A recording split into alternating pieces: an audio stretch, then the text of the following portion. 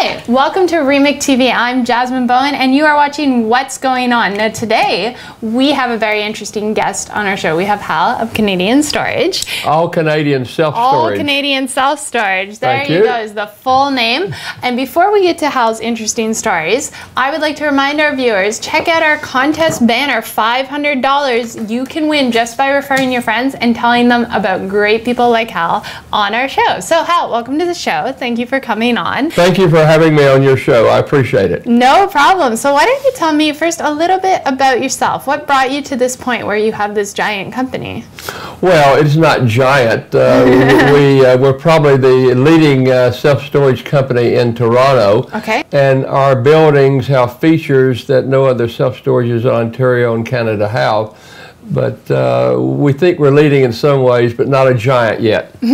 So wait, what are these features that make you different? Well, we were the first self-storage in Ontario to have a drive-through facility. Okay. Cars and trucks drive through the core of the building. The building is 150,000 square feet. Mm-hmm. The driveway is a street.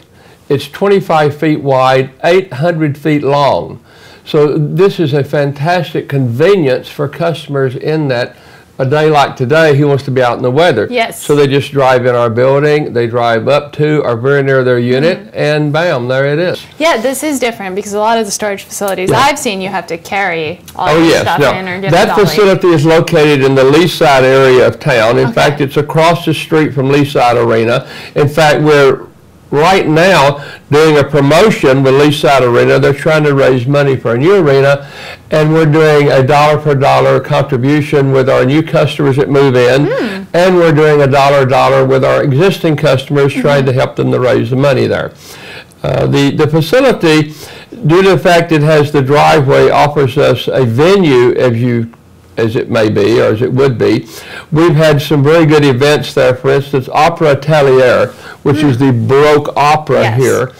They wanted to do a fundraiser, and 2 years ago, we built a stage for them, put in the lights in the driveway, threw out a red carpet, and bingo, we're in business. There you go. It's Hollywood, right? There you go, Hollywood and Leaside. And they sold costumes. One of the unique things about the Opera Atelier, all their costumes are authentic Baroque, handmade. Wow. So these were costumes they were not using anymore, and they sold $24,000 worth of costumes in our driveway in a self-storage. Wow. And we provided champagne and groceries. So you're really involved in the community as well. Oh, this very isn't much just so. a business. Now, what brought you until this point? How long have you been in business? I have been in self-storage business for 34 years. I have been in Canada doing self-storage, I'm happy to say, because it's a great place to be. I've been in Canada since '87. Okay, so quite a while, 24 years. Yes, I'm used to the winters, and now the winters are getting better. They are, global warming, you can thank that. So exactly. You were in America before? No, Texas. In Texas, all right, you were in Texas. And what is the difference, did you find, from the Canadian market versus the Texan market? Well, the Texas market is very much like the rest of the market in the United States. Yes. Although the statistics say that there are more self-storage per square foot in Texas than any other state, because it's one of the states that it first started in. And it's a copycat evolutionary business. And also, Austin, Texas has more square foot of lease space than any city in the United States. So the ratio per capita in the United States is around 8 square feet of lease space per person. And in Canada, it's about 25 or 30% of that. Wow. Yeah, but even with that, there's a lot of competition in Toronto. We're happy to say that we think we lead the market here. We have according to Google, our website is higher than others. Okay. We rent more U-Haul trucks. U-Haul trucks is a big part of our business. We rent more U-Haul trucks than any self-storage in Canada. We sell more insurance than any self-storage in Canada. And we like to think that we take care of our customers better than any self-storage in Canada. Now, why did you decide to come to Canada? Obviously, it wasn't the winters. Well, I'll have to tell the joke. I mean, Okay. Bit good, bad, or indifferent. All right, that's fine. I came here to avoid the draft. Ah, really? See, she doesn't know how to take that. They were trying to draft me into the Salvation Army. Oh. And I didn't want to march for the Salvation Army. Fair enough. That's the joke. Okay. Yeah. No, that's also the truth? No, I served in the United States Army for 3 years. So, but I came here for a convention in '86, and I was so amazed that there were only 5 or 6 facilities in the Yellow Page under self-storage. So I thought, well, maybe they list them under a different name. Yeah. But then in investigating, I found out there are only 5 or 6 here, whereas in Dallas at the time there were probably 50 or 60. So it was an untapped market here. Exactly. And it's a good market here. I have great partners. That's great. We have, once again, our staff is one of the best staffs that you could possibly find. The customer attention we give people, and we try to help people, because when people are using self-storage, frequently it's not a fun time. It's not like going out and buying a pretty new red skirt. It's like going to a dentist or something like that. So we try to advise people, and we try to make what is frequently a difficult situation for them, we try to make it easy, and part of that is our facilities, the drive-through, and the other things we offer, which a lot of things we have that are atypical to the market. Right. What else do you offer that's really different? Well, we have a full, there's not too many things you can do unique in the business, because it all people comes down copy. To here's some we're the only people with drive-through, and we're going to be opening a new drive-through 2 blocks, excuse me, let me start over. That's 2 blocks north of St. Clair on Weston Road. Okay. It will have 2 driveways in the building instead of 1. Wow. If 1 is good, 2 is better. Yes. So this is the theory anyway. Well, the dimensions of this building are such that it lends itself, and it makes for better customer convenience, because when the customers come in, we don't want them to have to go 500 or 600 feet, get on elevators, and go through all that routine. That's not a fun time. No, we want to make it as customer-friendly, user-friendly as possible. Yes. And that's what we strive to do all the time. Now, being in the self-storage business for a number of years, you must have had some interesting stories come out of it. I mean, there's a great show on A&E right now, Storage Wars. Do you have your own Storage Wars going on? Well, we had an auction. We have auctions as are needed to, because of, unfortunately, some people don't pay their rent. We try everything in the world to try to find them. And then as a last resort, say, look, you can't pay the rent, so pay us half and take your things. Or, we'll make a deal. Let's make a deal. Really kind of you to offer that. Well, it's we don't want to sell their things. There's personal things involved there. And we don't make money on auctions. I mean, we do not make money on auctions, believe me. I've never made money. I mean, maybe in the 34 years, there's been 1 or 2 times that we sold for excess.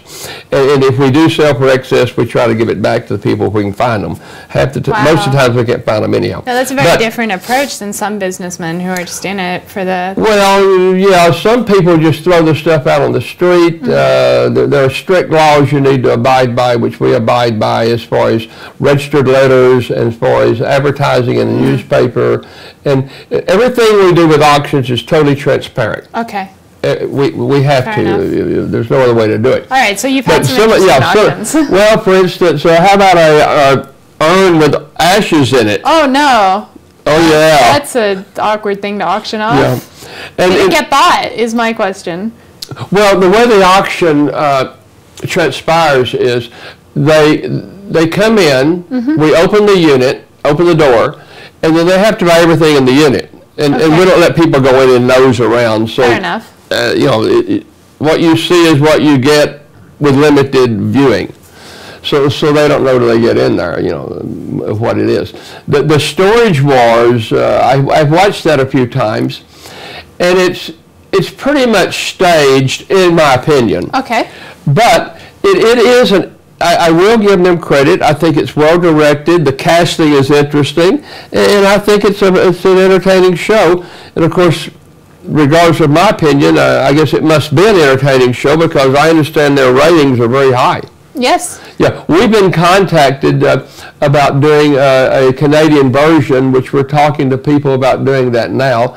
I don't know where that's going, but it would be interesting because, believe me, even without staging it or creating characters, we have some real characters that come to our auctions. Oh, I'd love to hear about those. Well, I don't want to listen. I don't want to talk about those guys because they're the ones that come by this stuff. Yeah, those are the ones that make you money. So yeah, I love them.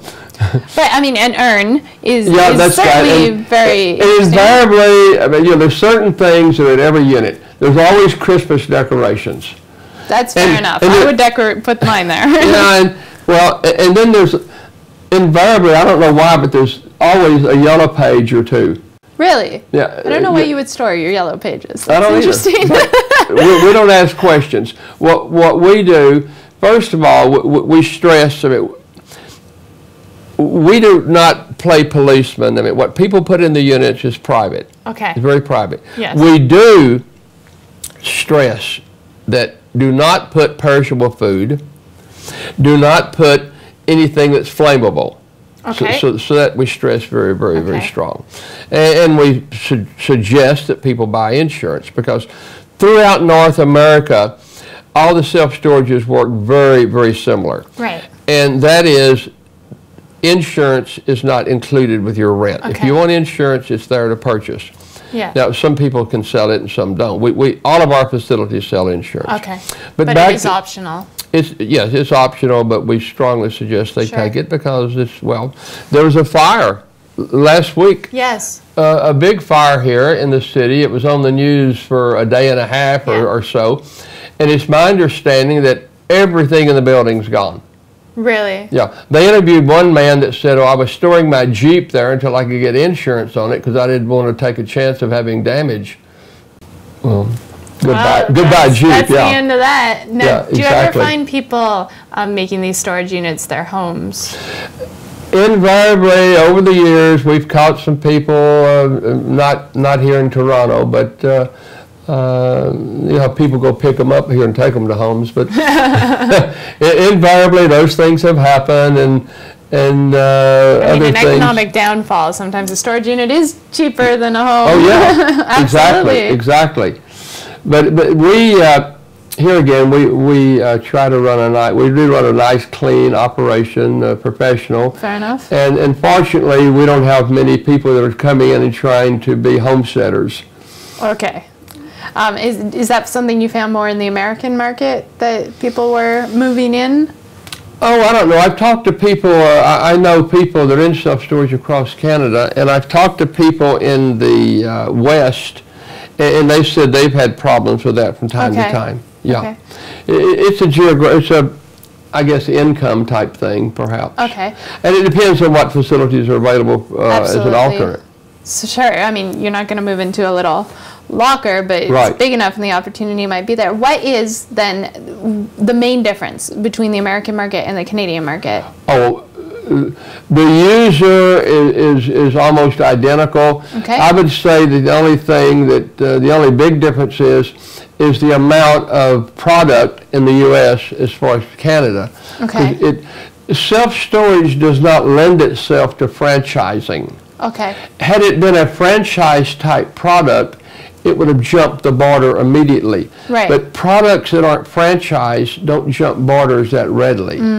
So it's as I said earlier, it's a copycat business or a evolving business. So when it got to the Canadian border, it kind of stopped because at that time, not many promoters in the U.S. would come to Canada. Okay. No particular reason. We better go to Canada than most places, but they just didn't because they, well, we don't know about this, we don't know about that. Right, we have some different laws. Yeah, and that kind of thing. which none of them are significant. But the more direct answer to your question, the biggest difference between the two markets is that the United States has maybe around 8 square feet, and Canada has probably 2.5 square feet per capita. Oh. That's the big difference. So it's there's smaller. 3 or 4 times as much there. Well, the demographics here are such that it will continue to grow here. Like in Dallas, Texas, 65% of the people live in single-family houses. Okay.